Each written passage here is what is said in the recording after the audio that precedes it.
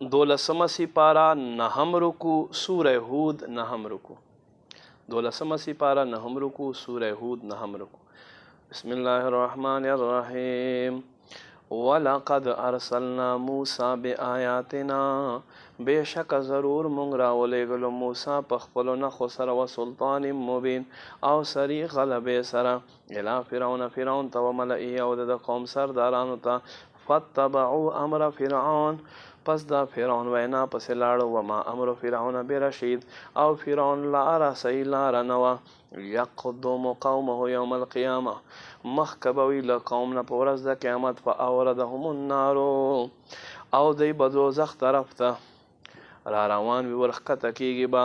وبئس الورد المورود، او څومره بد ځای د غورځېدلو ځای دی.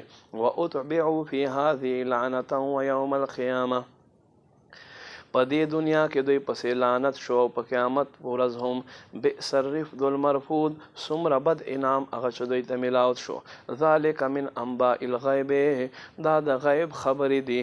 نقص علیک منها، چې مونږ ته تاسو دې نه څه بیان کړې. منها قائم، څه ولاړ دي. وحصید، او څه داسې چې کټ شوي دي. وما ظلمناهم، او مونږ په دوی ظلم ونه کړو.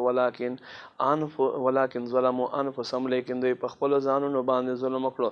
فما اغنت عنهم، پس څه لاپروایي ورنه کړله دوی له آلهتهم، د دوی معبودانو. التي یدعون من دون الله، چې دوی به عبادت کولو الله نه علاوه من شین په یو شیز کې.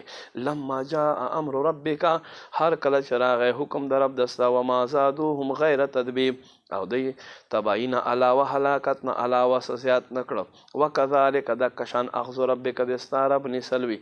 اذا اخذ القرى، هر کله چې دی نیسل کوي د یو کلي. وهي ظالمه، په داس کې اوسیدونکي ظالمان وي. ان اخذه علیم شدید، بشک د نیسل درد او سخت وال دی. ان فی ذلک لآیه، بشک ضرور په دې کې نښې دي.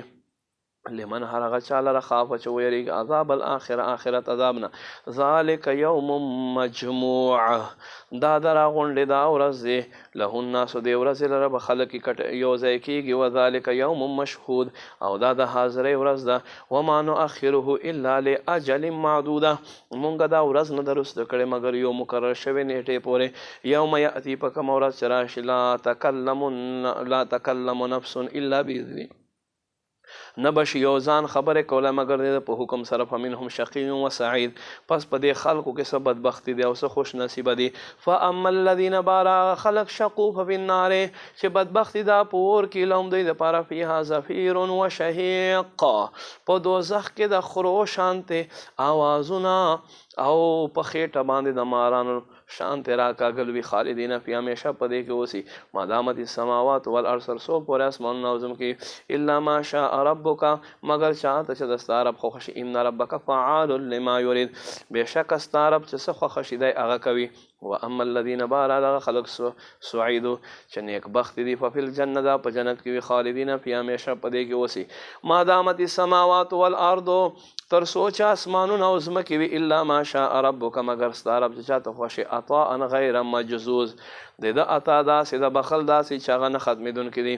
فلا تک فی مریة مما یعبد هؤلاء، ای اورېدونکیه ته په دوکه کې مه پرېوځه څه چې دا کافران عبادت کوي. ما یعبدونه، دی عبادت نه کوي. کما یعبد آباؤهم من قبل، څنګه چې عبادت کولو پلرونه د دی من قبل دې نه مخکې. وان لموفوهم، ضرور به ضرور پورا ورکیږي دوی ته نصیبهم اسد غیر منقوص.